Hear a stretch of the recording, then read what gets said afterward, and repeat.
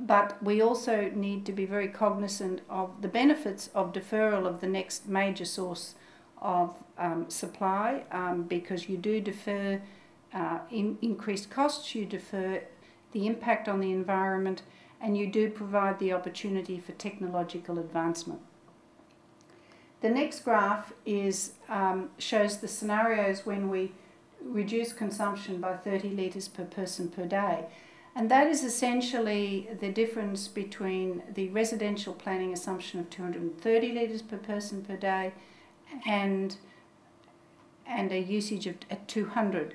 Now, the South East Queensland community is currently tracking and has tracked for quite a number of months, on average across the region, at less than 200 litres per person per day.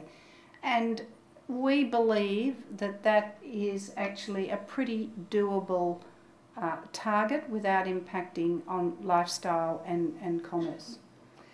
But when you translate that graph at 345 litres per person per day, and you put it into the left at 2023 is the more conservative one, which is again the climate change and the allowance for climate change and the high serious population growth.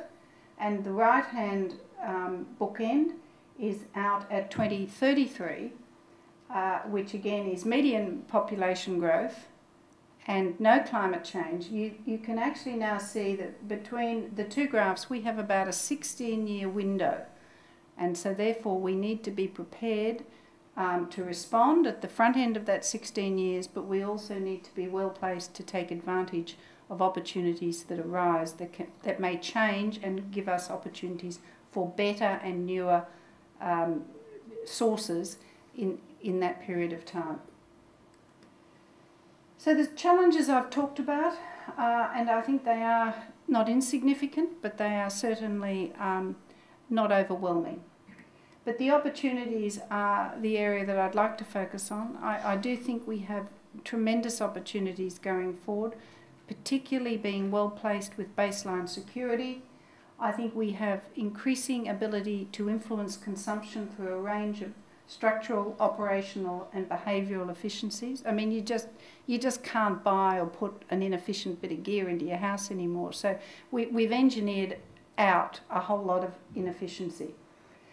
Resource and operational efficiency, I think this is an area that is going to become increasingly important. I think having an intelligent grid, intelligent networks, I think those sorts of things are going to be fundamental to long-term managing distributed and local solutions. Instrumentation and measurement, I mean, telemetry is just fantastic when you get it into a business in terms of what it can deliver you with water quality. Those things all cost money though. They are not trivial exercises in terms of implementation or funding. Complex systems modelling is going to give us the ability to really work that the security aspect hard. It's going to give us the ability over time to learn more and more about how we can even manage the use of water virtually within the grid, help us to understand where we can take more risk in coastal storages when we've got good security in other storages. So on that note, I think it's a perfect place to lead into Dan to tell us more about the opportunities of stormwater, and also to, I guess, keep us grounded with some realities of it as well. So thank you very much. It's you.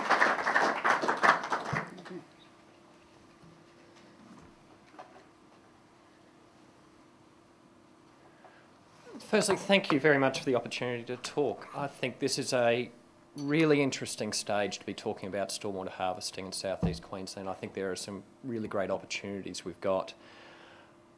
We at the Commission tend to approach stormwater harvesting from a water supply perspective. It's really where our key mandate is. What is interesting in this topic, but, is you can't divorce it from a total water cycle approach, and you can't look at stormwater harvesting without looking at stormwater management more generally. And really the focus that I want to highlight in this is we think there are opportunities to use stormwater harvesting as a means of both supplementing our supplies or more reducing our demands, but also as part of a overall management of stormwater on development sites in particular.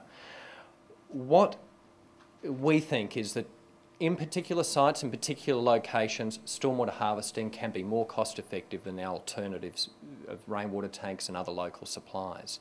But it is very much a site-specific issue, and to date it's been entirely done almost as a boutique demonstration basis. Where I think there's a real challenge for the industry as a whole, and I think for this group in particular, is whether and how you take it from being a boutique solution into something that is very much mainstream, and how it's going to take leadership from the engineers and the people who are actually involved in designing developments and from the developers themselves for this actually to get more uptake and more penetration.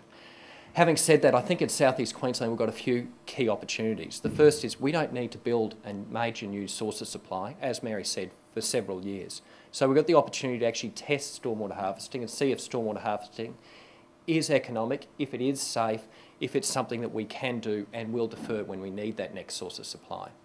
The second is there's a body of expertise and a body of knowledge that was developed through the water-sensitive urban design and stormwater management that I don't think is paralleled in much of Australia. So whereas you've got places like Adelaide that are very actively looking at stormwater harvesting, I don't think they've got that same expertise that we have here to build upon. And at the same time, we're combining that with expertise in advanced water treatment. There are aspects of what we need to do with stormwater harvesting that are more akin to what we're doing in treating water in the Western Corridor recycled water scheme than it is in traditional water treatment. So I think there's a basis there. I guess what's interesting for me to present to this group is I'd like to engage on a more regular basis, and I think there is an opportunity to do more going forward. What I'll do tonight is really give you an overview of what the Commission's doing and what we're doing really to facilitate and develop more information, get more research undertaken about what stormwater could do and what some of the research gaps are. So firstly, in terms of the presentation, a bit of an apology, it's a bit long, I'll have to work through it quickly. Unfortunately, I didn't have time to make it shorter.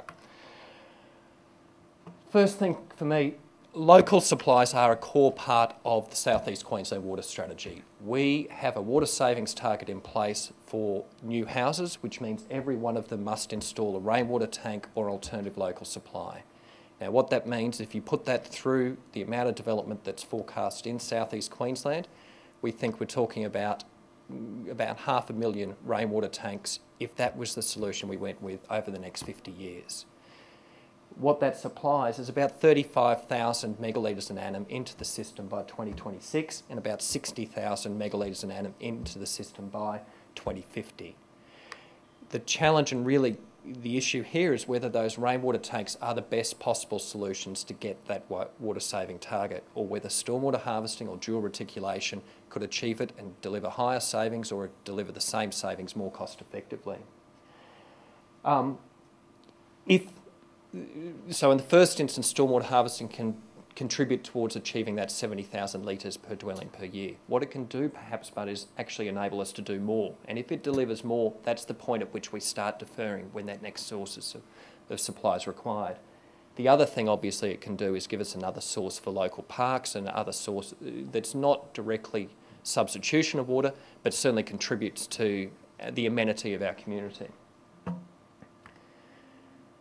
One of the things, before moving on, I should highlight is we see stormwater harvesting and rainwater tanks and these local supplies as a supplement to the water grid. What they actually let us do is reduce the drawdown on our dams, but they actually build on the security of the region as a whole. That what we're interested in is these local supplies reduce the amount we take out of a dam over a year, and in turn what that means is it enables us to defer the supply, but they don't need to be high reliability. We don't necessarily need local supplies that have 95% reliability.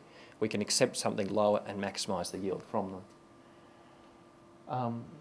I think I've covered most of that. So our key driver that we see is that water savings target, every new house meeting the 70,000 litre target. But the other drivers for stormwater harvesting come from the water sensitive urban design guidelines, and specifically the standards that need to be achieved for capture of water and management of water where you've got a sensitive receiving environment.